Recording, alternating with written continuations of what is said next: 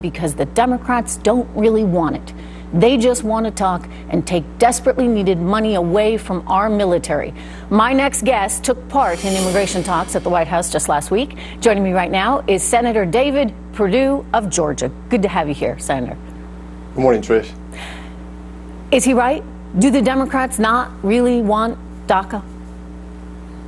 Well, the evidence is they've been trying to do this for a number of years without any success. 3 times in the last 11 years, we've tried to solve this immigration issue. But the president's been very clear that any solution to DACA must include border security, including the wall, an end of chain migration, and an end of this diversity visa lottery.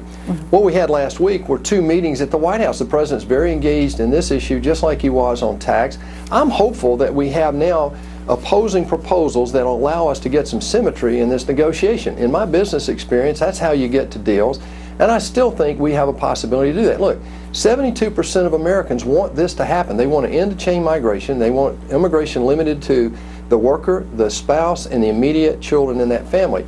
And I think what we're going to do here is see, once we get past the funding deadline, which should have nothing to do with DACA, we'll move on to hopefully a bipartisan solution to DACA and our immigration system.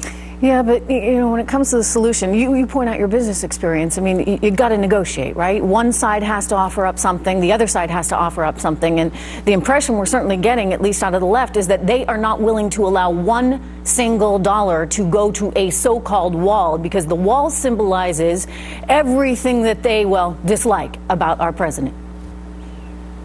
Well, so how are you going to get that? This is outrageous, actually. That it's a gross distraction away from the issue. The issue is this. The Democrats have tried for years. In the Dreamer Act in 2013, Schumer and Durbin both talked about ending parts of chain migration. So we're doing things that the Democrats have voted for and have supported in the past. Just in the 90s under Bill Clinton, we had a presidential commission actually recommend an end to chain migration and move to a merit-based immigration system, more based on who you are and not where you're from.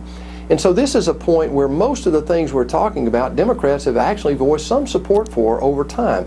The problem now is you've got the politics involved in Washington. That's what's so frustrating to all of us out here in the real world. Yeah, no, I get it.